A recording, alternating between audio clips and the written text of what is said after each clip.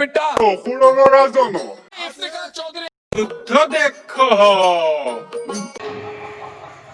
মৃত্যুর ভয় ওই দিগ্বিজয়ের যাত্রা আরম্ভ করা নয়। তাই প্রস্তুত হও মৃত্যুর বাবে। রক্ষার বাবে